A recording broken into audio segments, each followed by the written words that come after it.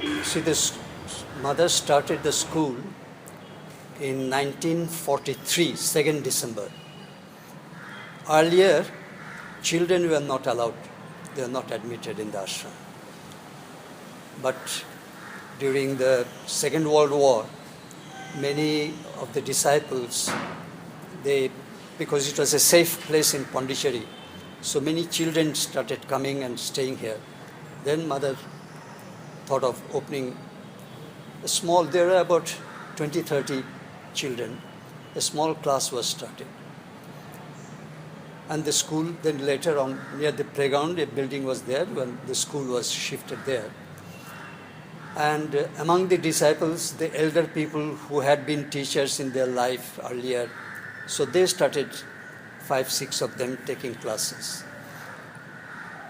I must say, the education in that time, earlier period, it was like any normal education. It was only later that mother started taking greater interest and participating in organizing the school. And she wanted especially the young students who becomes older and started giving them responsibility for taking classes. And after 1950, she herself started taking some of our classes. All her conversations, entretien, used to call it the Wednesday class.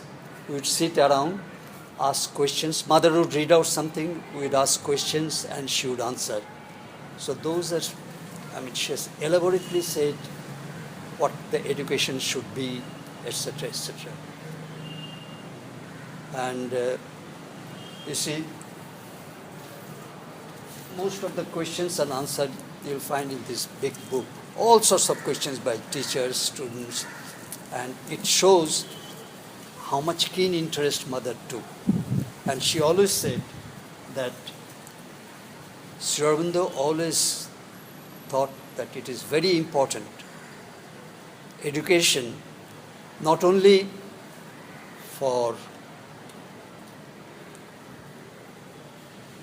the normal children, but for the whole nation. From the earlier, even during the Swadeshi age, he wrote the small booklet called The System of National Education, how education should be.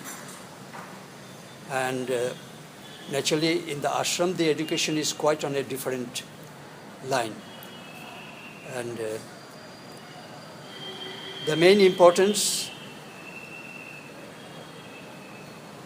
what Sri Aurobindo and mother both have said is,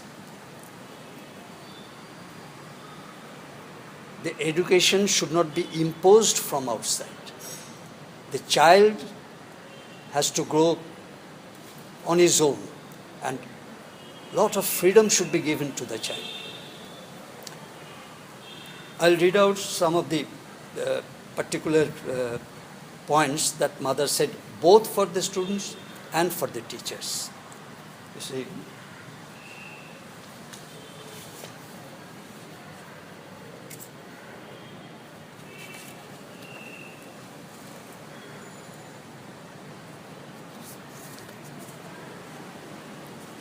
there are two things we must remember.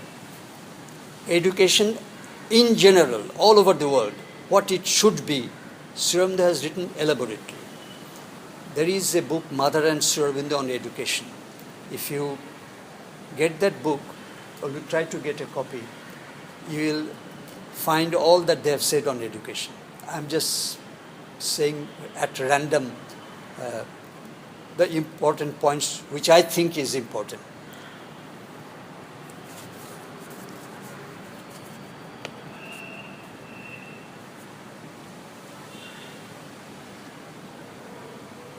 We want here only those children who want to prepare themselves for a new life and who put progress before success in life.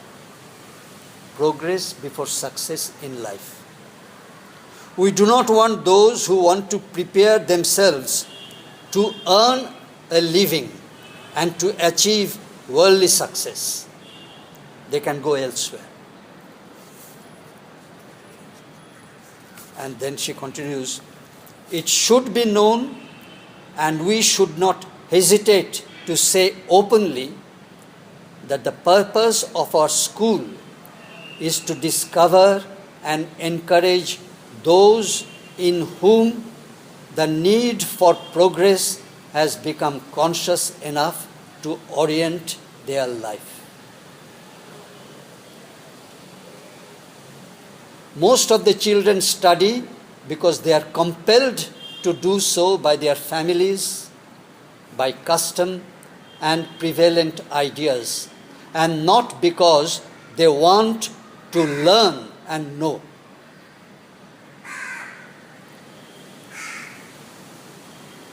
She gave a message for the children, which she said to be repeated each day by all the students. It is not for our family, it is not to secure a good position, it is not to earn money, it is not to obtain a diploma that we study. We study to learn, to know, to understand the world, and for the sake of the joy that it gives us. This is what is very important. And she was very liberal, you see. She had told the teachers that if a student doesn't want to learn a particular subject, you have no right to force him to study that. That's why in our school, after the age of 14, as mother says, it takes till the age of 14 for a child to come to a stage where he can think for himself. So in the higher secondary and especially in the higher course, the student is completely free to choose the subject he wants to study. So we don't have division like science and arts. See, a student can study physics, mathematics, at the same time arts, literature. See, and he can also choose the teacher with whom he studies. And we don't have any official exam system. The teacher assesses the child as he goes on, but there is no such that he has to pass examination, he has to learn by heart his lessons. All that is eliminated. Mother said, put the child in contact with as many activities as possible. So that's why we have in our school, a child can not only learn painting, sculpture, modeling, music, Indian and Western, dance of all varieties. All these are open. And the child chooses what he wants to do. And he is given full freedom to develop it. We are very lucky to have among us, few years back, a Russian lady. I don't know if you have met her, Tatiana. She is wonderful with her hand. And she loves children. And the children love her. And there are so many of the children, with hands, what they have prepared, and it's really beautiful.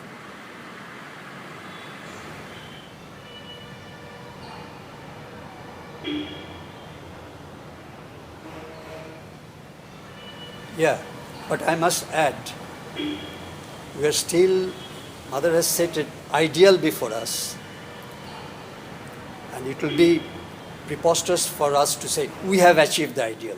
We are still far from the ideal. We are trying to achieve that ideal. And I must say that I am very to have many young teachers who have completed their studies here and who choose the ashram life. Most of the children, they go out, either for higher studies or to earn their living.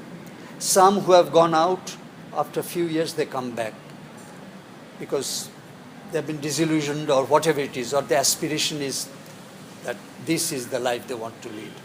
So many of these young teachers are doing all sorts of experiments and trying to achieve.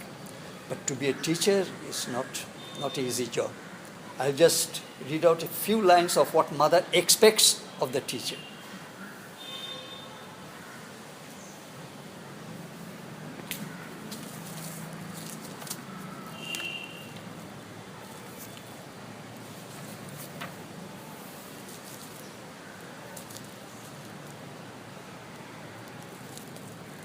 Mother has given 5 points. Personality traits of a successful teacher. What a teacher should be. 1. Complete self-control. Not only to the extent of not showing any anger, but remaining absolutely quiet and undisturbed under all circumstances. 2. In the matter of self-confidence, must also have a sense of the relativity of his importance. Teacher should not think that I am the most important person. Above all, must have the knowledge that the teacher himself must always progress if he wants his students to progress. Must not remain satisfied either with what he is or with what he knows. 3rd point. Must not have any sense of essential superiority over his students, nor preference or attachment whatsoever for one or another. 4. Must know that all are equal spiritually, and instead of mere tolerance, must have a global comprehension or understanding. 5th, this is from Sri Aurobindo, the business of both parent and teacher is to enable and to help the child to educate himself, to develop his own intellectual, moral, aesthetic and practical capacities, and to grow freely as an organic being, not to be kneaded and pressured into form like an inert plastic material. Sri Aurobindo had said somewhere, the first principle of teaching is that nothing can be taught. The knowledge is within, and we have to try to help the soul to come in front. The soul will take charge of if we can achieve that. And Mother and Sri Aurobindo both have written elaborately on the physical education, the vital education, the mental education, the psychic education, and the spiritual education. So all that you have to read. It is better to get it first hand from them than to hear from me.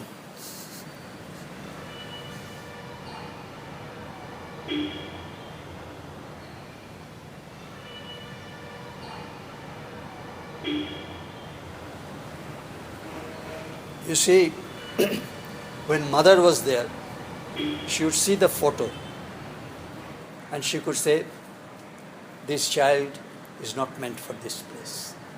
Or this child, his soul is very developed, he should be here. We don't have that capacity. What we try to do, first of all, our number of students is very limited. Purposely we have kept the number less so that in our individual classes, the contact between teacher and student is more intimate. We don't have a class more than 8 or 10 students. Sometimes only 4 students, 2 students. Those who are weak, we try to take them individually. And we don't have any holidays. Our session starts from 16th December till 31st October. Sundays and 1st of every month is a holiday. Then the whole month of November till 15th December, we prepare for our demonstration, physical demonstration to celebrate the 2nd December, our anniversary. And also we have a cultural program on the 1st of December. So that month, month of November goes for the preparation of this. And then from till 15th December, our young children, they go out for picnic or etc. During the holidays, some of the children, they go back to their parents. That also is allowed. How So mostly we make the choice of students. The very fact that we don't give diplomas, many parents will think twice before they want to put their child here. So mostly the children are, they belong to families where their parents are devotees, so that they know what is our ideal.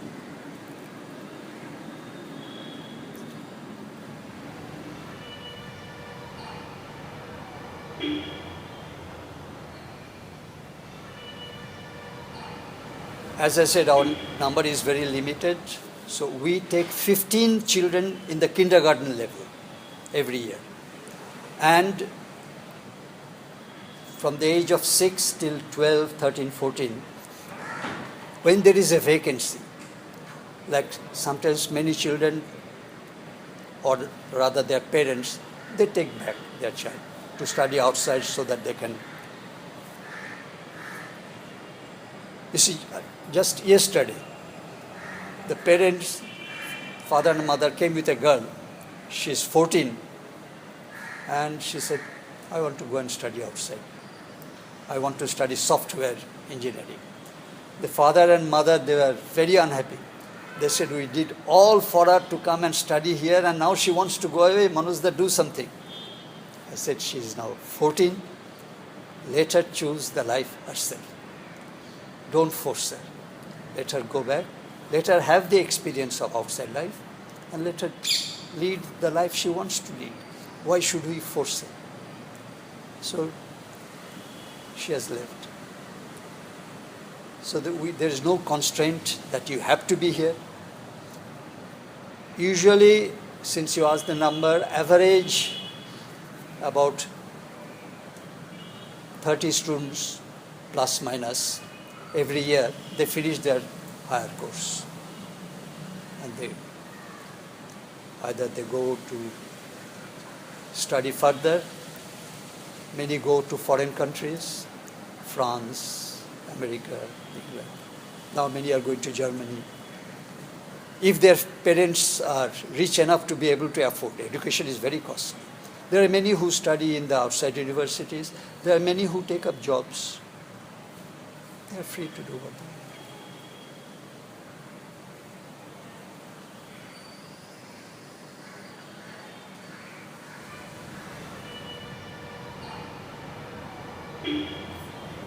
Actually, if they enter in the kindergarten, it is 18 years before they come out of the hard course.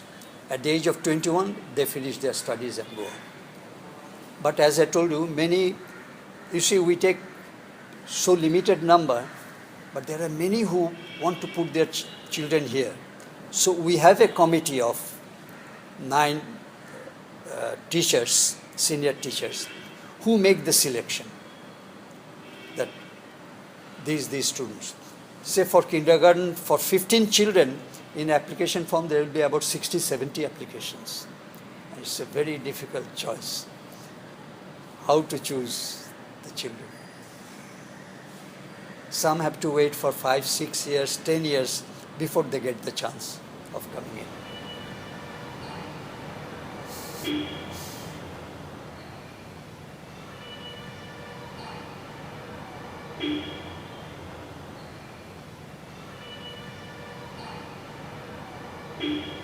No, as I told you, there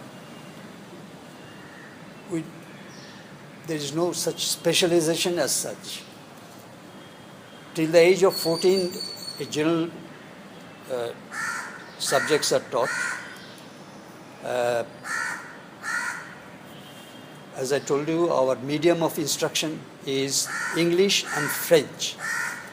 French for mathematics and science, English for history, geography and arts, plus Sanskrit is taught because mother wanted that Sanskrit should be the mother tongue of India. It should not be one language of a province which is forced on all the other. And Sanskrit is the origin of all the Indian languages. But that's still a dream. So we teach Sanskrit, and each child also learns his own mother tongue. We have got Bengali, Oriya, Gujarati, Hindi, Marathi, Telugu, Tamil, all these languages. So there is no such specialization as such. But in the higher course, then they choose the subject they want to study for as many hours they want to. That is allowed. We have a very elaborate physical system of education, because mother gave a lot of importance to physical education. And right from the beginning, especially in India, it was really a revolutionary thing that mother did, because ladies were not supposed to wear half pant, ladies are not supposed to do physical activities. Mother made no distinction between boys and girls. They said they should all participate in the same way. And there, 7 days of physical education is compulsory. All the students have to participate in physical education. See? And we don't have specialization.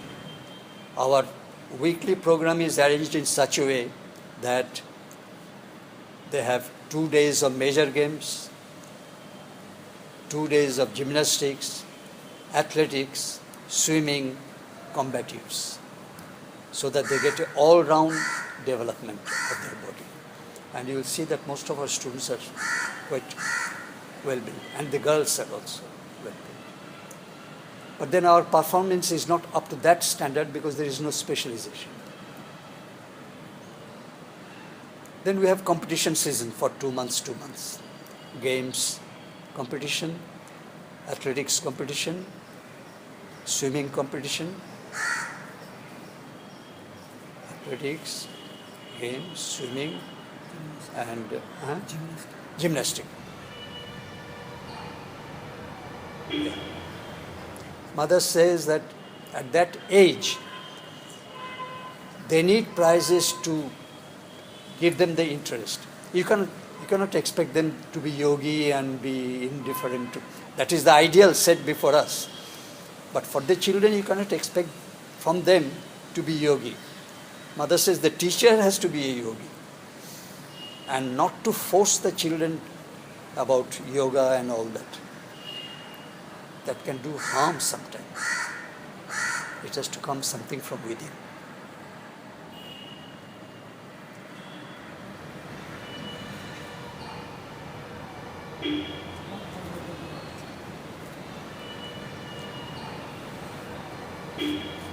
I don't think it is practical.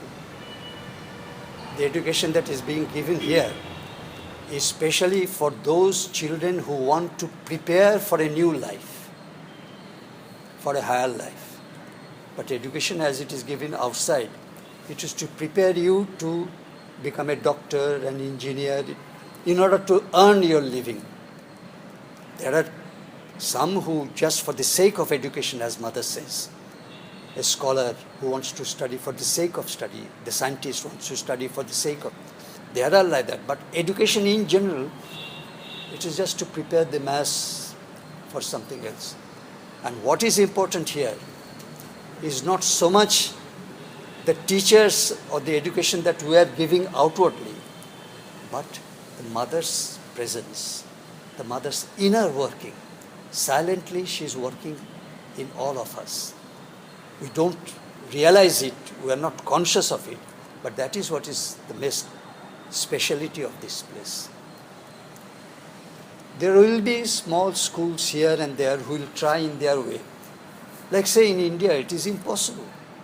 Because government has, the moment you want to, government has this rule, you have to teach this subject, you have to have examinations and all that. There will be only few places where one has the courage to do away with all this and pursue the. I suppose it's so everywhere, I don't know. In Russia, is the education controlled by the government? So everywhere it is there. But of course there are. You have the Minister of Education, and they decide what it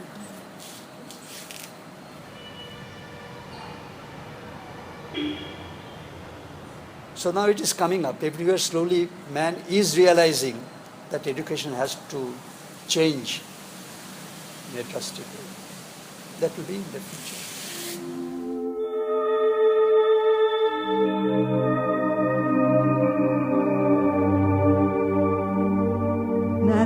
भासयति सूर्यो न शशाङ्को न पावकः यद्गत्वा न निवर्तन्ते तद्धाम परमं मम नारायणे वेदं सर्वं नारायणे वेदं सर्वं नारायणपरायणं परं नारायणपरमब्रह्मं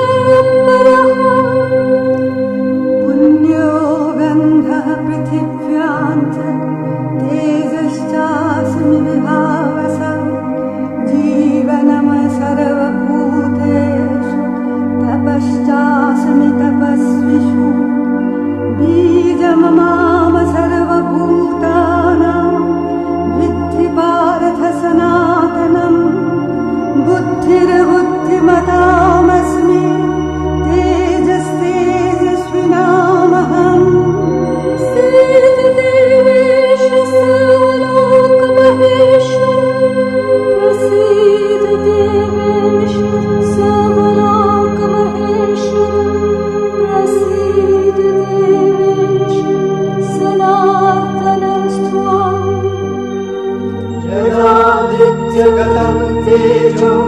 जगद्भासयतेऽखिलं यच्चन्द्रमसि यच्चाग्नौ तत्तेजो विद्धि मामकम् कामाविश्य च भूतानि धारयाम्यहमोजसा पुष्णामि चौषधि सर्वा सोमो भूत्वा रसात्मकः शरणं देवेश जगन्निवास शरणं अनन्तदयैकसिन्धो